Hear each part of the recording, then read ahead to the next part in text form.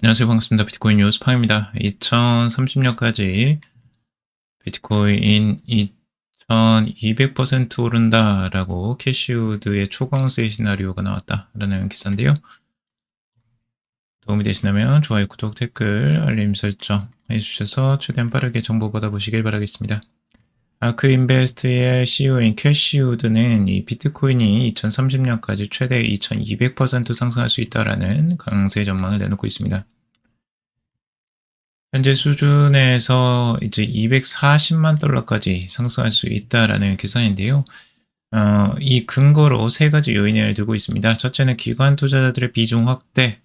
보고서에 따르면 이 기관 투자자의 포트폴리오의 약 6.5%가 비트코인에 할당될 경우에 이제 장기 상승 여력이 생긴다라고 하고 있어요. 지금 아직 6.5%는 턱도 없죠. 2%도 아직 들어가지도 않았어요. 기관들이 전체적으로 봤을 때. 그리고 둘째는 비트코인 금으로서 이 가치전환 수단 역할이며, 셋째는 신흥국 시민들의 법정 화폐 회피 수단으로서의 수요 증가가 있다라고 이야기를 하고 있습니다. 전체적으로 이제 많이들 이야기 나오는 것들이긴 하고요. 여기서 이제 기관 투자자의 비중 확대를 우리는 주요적으로 봐야 될 것 같습니다.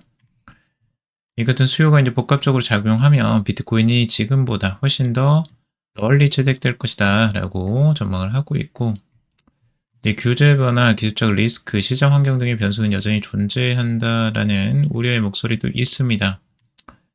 실제로 5년간 연평균 수익률이 이제 비트코인의 27%라는 점을 감안하면 향후 수익률은 둔화될 가능성이 있다라고 전망을 하는 이 더머 트리플이고요. 하지만 그럼에도 불구하고 비트코인의 장기 포트폴리오의 일정 부분 편입하는 전략은 여전히 유효하다라고 평가를 하고 있습니다. 자, 지금 기관과 개인의 차이가 아주 확연하게 이제 드러나고 있는데요. 개인의 포모가 없다라는 겁니다. 오히려 기관의 포모만 지금 있는 상황이라고 볼 수가 있는데, 지금 기관 투자자들의 매수세가 역대급 속도로 이어지고 있다라고 하고 있어요. 하지만 개인 투자자들은 오히려 관심이 없이 발을 빼고 있는 것으로 나타냈다라고 이야기를 합니다. 온체인 데이터는 이번 상승장이 과거와 달리 이제 포모 없는 개인의 관망 속의 기관이 주도하는 국면이다라고 이야기를 하고 있어요. 1BTC 미만을 보유한 이 소액 지갑의 BTC 보유량이 1년 새에 54,500BTC가 줄었다라는 거예요. 근데 하루 평균 220BTC씩 빠져나간 셈이라고 하고 있고요. 현재 해당 지갑들의 총 보유량은 169만 BTC 수준이라고 합니다. 지금 확연하게 이 차트만 보더라도 이 빠지는 것들이 눈에 보이시죠? 이게 개인 투자자들의 지금 이제 들고 있는 비트코인을 들고 있는 양인데 확연하게 지금 떨어지고 있어요. 2024년 말부터 지속적으로 하락하면서 2025년이 됐는데도 계속 팔고 있는 거예요. 개인 투자자들은 지금 비트코인에 관심이 없어요. 알트코인도 지금 다 죽고 있고, 그러니까 관심이 거의 없고, 대부분 이제 기관 투자자들, 여기서 이제 1000BTC 이상을 보유한 대형 지갑이나 즉 기관 및 고래 투자자들은 1년 동안 50만 7,700BTC를 추가 매수해서 총 1,657만 BTC를 보유 중인 것으로 지금 나타나고 있어요. 네, 상당한 양이죠. 지금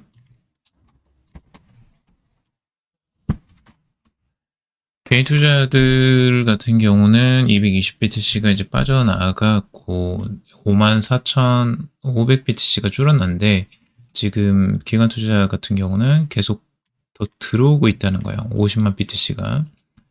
그리고 일순 매일량 유입량은 1460BTC나 들어왔다고 합니다.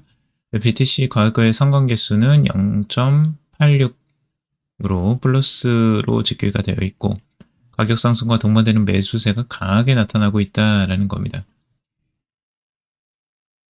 결국엔 라지 인베스터의 지금 이제 상승률 명확하게 보이시죠? 이게 두 가지가 아주 뚜렷하게 다른 방향성을 보이고 있다는 걸 알 수가 있어요. 기관 투자자 같은 경우는 꾸준하게 지금 매입을 하고 있고, 개인 투자자 같은 경우는 꾸준하게 매도를 하고 있어요. 완전히 다른 방향성이죠. 누가 이기겠습니까? 여러분들이 보기에는. 정확하게 이 부분은 게임이 안 돼요. 실제적으로 개인 투자자들과 기관 투자자들을 절대 같은 선상에서 보면 안 됩니다. 우리가 살펴봐야 될 건 기관 투자자예요.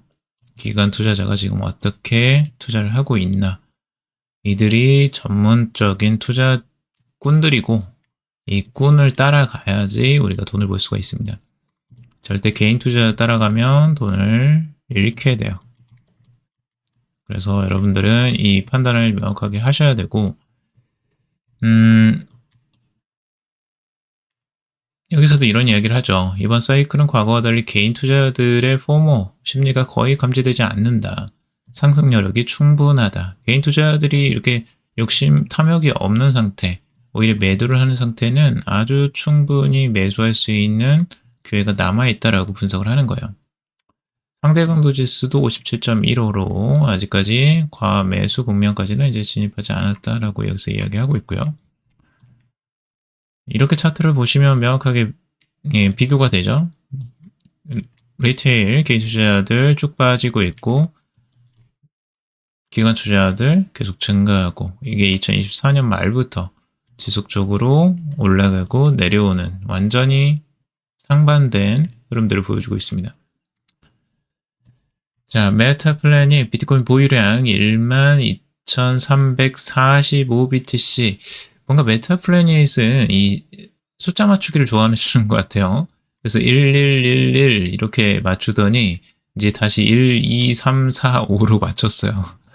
숫자 놀이 하는 것 같아요. 딱 보니까. 이 사람이 딱 이제 맞춘 느낌이 나요. 지금 샀을 때마다 항상 이 보유량을 맞추는 것 같아요. 숫자를. 자, 이렇게 해서 이제 메타플래닛 같은 경우는 1, 2, 3, 4, 5 BTC를 이제 매수를 한 겁니다. 12,345BTC. 이게 이제 얼마나 많은 양인지 여러분들이 아실 필요가 있는데, 실제 글로벌 상장사 중에 비트코인 보유량 7위에 올라 있어요. 자, 보시면 지금까지 이제 상장사들의 비트코인 보유량을 비교한 거예요. 20일 기준이고, 지금 스트래티지 같은 경우는 59만 2천으로 지금 집계가 되고 있는데, 계속 사모으고 있죠. 스트래티지도 지금 계속 올라가고 있고, 마라톤 디지털, 이건 이제 채굴 기업입니다. 채굴 기업. 채굴 기업이니까 뭐, 채굴을 해서 자기가 계속 추적하면 돼요. 그러니까 계속 증가하고 있어요. 채굴 기업인데도 불구하고 잘 매도를 안 해요. 그러니까 시장의 공급량이 줄어들고 있습니다. 채굴 1위예요. 미국에서. 전 세계 1위라고도 볼 수 있죠, 지금. 그리고 21 같은 경우는 21 캐피털은 정말 빠르게 올라왔죠. 테더사가 이제 지원하는 그 기업, 소프트뱅크도 들어가 있는 그 유명한 기업입니다. 신생 기업임에도 불구하고 금방 3위로 치고 올라왔습니다. 아마 이거를 계속 증가시킬 것으로 보여져요. 아마 2위까지도 이제 넘어가지 않을까라고 생각이 들고, 라이어 플랫폼스가 있고, 갤럭시 디지털, 크린스파크, 테슬라가 이제 7위에 올라와 있고, 허트에잇, 그리고 메타 플래닛이 이제 9위 정도 있었는데, 여기 지금 이제 바뀐 거예요, 이번에 테슬라를 뛰어넘었습니다. 1, 2, 3, 4, 5 BTC를 12,000 BTC를 이제 넘어서면서 테슬라를 앞장서면서 이제 7위로 올라섰다라는 거예요. 그래서 완전히 이제 메타플래닛 같은 경우는 진짜 비트코인에 올인하는 이런 모습을 보이고 있고, 코인베이스가 은근히 작죠. 이제 거래소임에도 불구하고 미국 1위 거래소임에도 불구하고 9,267BTC만 가지고 있어요. 포트폴리오 다각화나 뭐 이런 것들 안전을 좀 중요하게 생각을 하는 것 같은데, 코인베이스는 생각보다 비트코인이 적고요. 그리고 이제 샘너 사이언티픽이나 이제 게임스탑 이런 것들 많이 들어보셨죠? 제가 여러 번 말씀을 드렸었고, 여기서 이제 눈에 띄는 게 이제 넥슨이에요. 우리나라에서 있는 기업. 우리나라에 지금 일본은 7인데 우리나라는 지금 저 끝에 있죠. 근데 넥슨이 그나마 이제 명분을 유지하는 게 이제 1717개를 이제 보유하고 있는데, 요게 역사가 있어요. 요게 슬픈 역사를 가지고 있는데, 넥슨이 예전에 이제 김정주 대표였죠. 김정주 회장이 있었을 때, 그때 이제 비트코인에 관심을 가졌었고, 김정주 회장이 1억 달러를 투자해서 비트코인 1717개를 이제 매수를 했었습니다. 하지만 이제 고인이 되시고, 이 비트코인은 매도를 하지 않았어요. 넥슨에서 다행히도. 그래서 그걸 계속 이제 들고 있었는데, 그 가치가 이제 2배 이상 뛰어버린 거죠. 그때 2021년도에 지금 샀던 거니까 4년 만에 2배 이상의 수익을 창출했어요. 여기서 2,352억이라고 하는데 아마 지금 2,600억에서 한 3,000억까지도 됐을 거예요. 거의 지금 시가로는. 그래서 굉장히 큰 차익을 지금 얻은 거고요. 선견지명에 있었죠. 이 김정주 회장 같은 경우는 암호화폐에도 관심이 굉장히 많았어요. 그래서 거래소도 인수하고 막 그랬었는데 너무 아쉬워요. 이분이 정말 끝까지 살아 계셨다면 아마 우리나라에 지금 비트코인을 보유했던 1위 기업으로서 정말 조금 더 큰 힘을 발휘하지 않았을까, 암호화폐 시장에. 그런 생각을 좀 하는데 안타깝죠. 지금 이제 그래도 실제로 이제 1717개를 들고 있어서 그나마 이제 순위권에는 들었는데 거의 이제 몰라요. 사람들도 이제 관심이 없고, 넥슨 자체에서도 지금 별로 비트코인을 매집하거나 이런 거에 관심이 없는 것 같아요. 이 자체가 예전처럼 그런 암호화폐에 큰 관심을 이 김전주 회장처럼 가지고 있지는 않은 느낌입니다. 비트맥스나 이런 이제 회사들이 이제 추가적으로 위메이드 같은 회사들도 있는데, 넥슨보다는 좀 훨씬 더 작은 비중이죠. 자, 그리고 월가, 포춘 500 중소기업까지 미국 기업 60% 암호화폐 베팅이라는 기사입니다. 자, 기업들이 미친 듯이 지금 비트코인을 사고 있다라고 계속 말씀을 드리고 있어요. 기업이나 기관, 중소기업까지 모두가 블록체인 기반 기술에 손을 뻗는 가운데 암호화폐가 단순한 자산을 넘어 비즈니스 인프라로 자리를 잡고 있다라는 내용이에요. 포춘 500대 기업 중에 60%가 온체인 프로젝트를 진행 중이고, 기업당 온체인 프로젝트 수는 6개에서 10개로 늘어났습니다. 그리고 가장 활발한 분야는 결제 정산, 공급망, 인프라 구축, 특히 크로스보더 결제는 전년 대비 31%나 이제 증가를 했다고 하고, 중소기업에서도 채택이 빠르게 증가하고 있어요. 중소기업의 34%가 이미 암호화폐를 사용 중이라고 하고 있고, 46%는 향후 3년 내에 도입할 계획이라고 하고 있습니다. 그리고 스테이블 코인 채택이 증가될 것으로 지금 명확하게 보고 있고, 스테이블 코인을 사용하는 중소기업은 2024년 8%에서 올해 18%로 2배 이상 증가를 했어요. 근데 이거는 훨씬 더 가파라질 것으로 지금 전망을 하고 있죠. 스테이블 코인 법안이 이제 통과가 될 것으로 보고 있고, 그리고 이제 2024년 4월 기준 공급량 2,470억 달러, 전년 대비 54%가 스테이블 코인이 이제 증가를 했어요.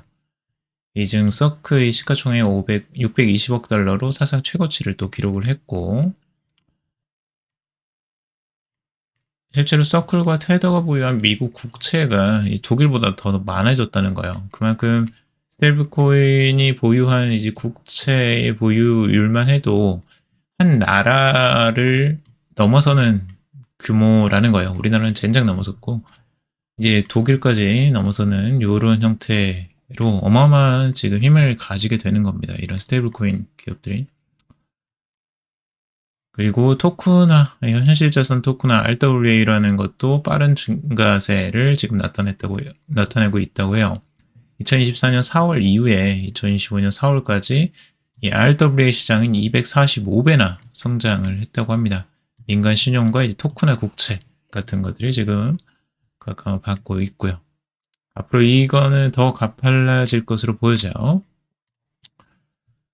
테더, 이 공동 창업자 및 이 존 블랙스톤 임원 10억 달러 암호화폐 펀드 설립 계획이라는 기사고요. 테더 공동 창업자 리브 콜린스와 존 블랙스톤 임원 친추가 이 10억 달러, 약 1조 3,596억 원의 자금을 조성해서 비트코인, 이더리움, 솔라나 등 다양한 암호화폐를 포함한 펀드를 설립할 계획이다라고 하고 있습니다. 계속 이런 것들이 암호화폐 업계에 어떤 유명 인사들이 펀드나 어떤 기업들을 이제 세워요. 그래 놓고 이 펀드나 기업들이 하는 역할이 뭐냐면 결국에는 암호화폐 사는 거예요. 암호화폐를 구매하는 게 목적이에요. 이게 재밌는 거거든요. 그러니까 이런 이제 기업 자금은 다 이제 투자를 받아서 하는 거잖아요. 결국엔 투자를 받아서 암호화폐 사겠다는 거예요. 대체적으로 이제 비트코인, 이더리움, 뭐 솔라나 이런 것들 사겠다는 겁니다. 그러니 얼마나 좋아요. 암호화폐 시장을 지금 계속 키워주겠다는 겁니다. 기업을 통해서, 펀드를 통해서. 그래서 계속 자금은 들어오고 있다. 대기 자금도 아직도 많이 있다라는 것들을 우리는 한눈에 알 수가 있어요. 이런 부분들을 통해서.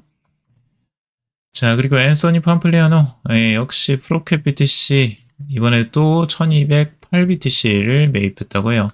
상장을 앞두고 4,932개로 지금 확대를 했고요. 지속적으로 계속 매수를 하고 있어요. 비트코인을 지금 계속적으로 이 펌플리아노, 앤서니 펌플리아노는 모으고 있습니다. 결국엔 이제 10억 달러까지 아마 모을 것으로 보여져요. 10억 달러를 다 채우려고 지금 하는 것 같고, 이 보유 예정량이죠, 지금. 그러니까 앞으로도 비트코인은 계속 축적할 것이다. 또 하나 수요처가 또 여기서 발생하게 되죠. 크게 10억 달러 이미 매수 예약이 돼 있어요.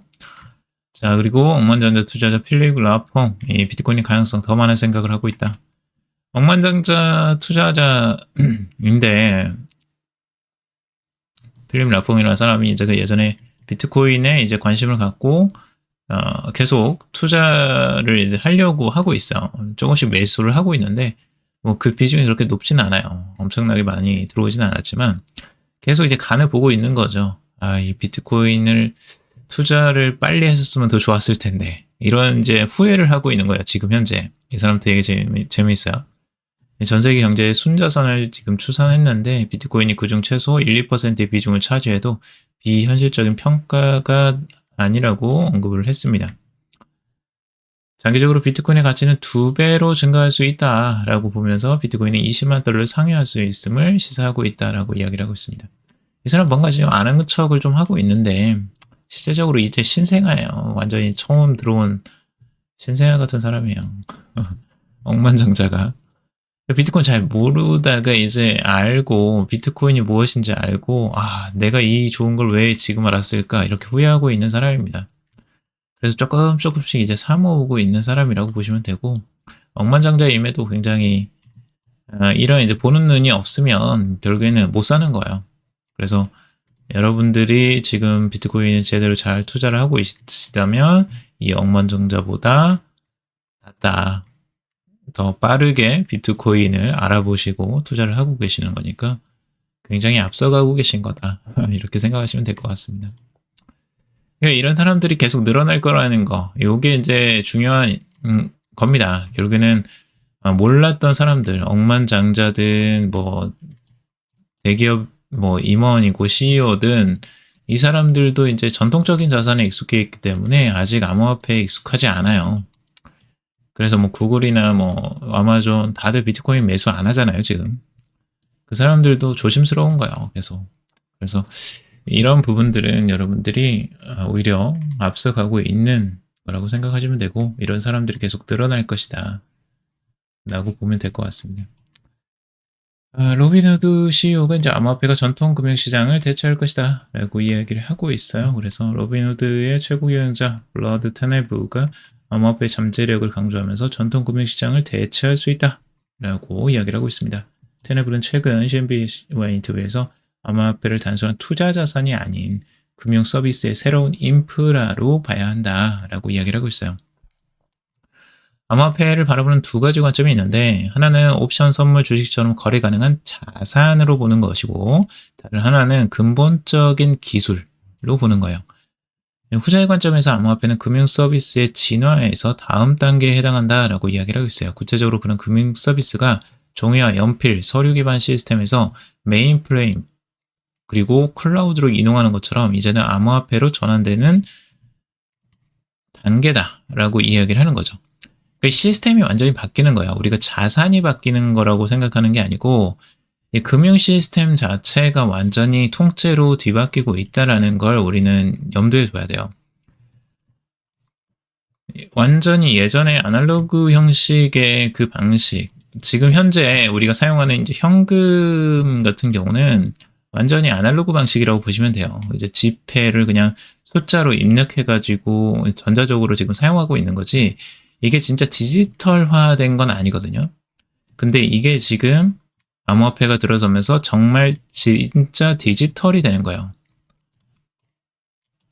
알고리즘을 통해서 우리가 자동적으로 이제 서로 매매가 가능하고 거래가 가능하고 이런 것들이 다 자동적으로도 일어날 수 있게, 그리고 AI를 통해서 거래가 가능할 수 있게 만드는 거 결국엔 암호화폐밖에 없거든요. 암호화폐 시스템으로 다 갈아탈 수밖에 없어요. 결국엔 시스템 자체가 바뀌기 때문에. 그러니까 우리는 그 부분, 시대가 완전히 바뀌고 있다는 걸 인식하셔야 되고요. 그러니까 암호화폐 시대로 우리는 이제 진입하고 있는 상태다. 금융 시스템이 완전히. 요걸 이제 우리가 명확하게 인식을 하면 훨씬 더 암호화폐 시장이 크게 보이실 겁니다.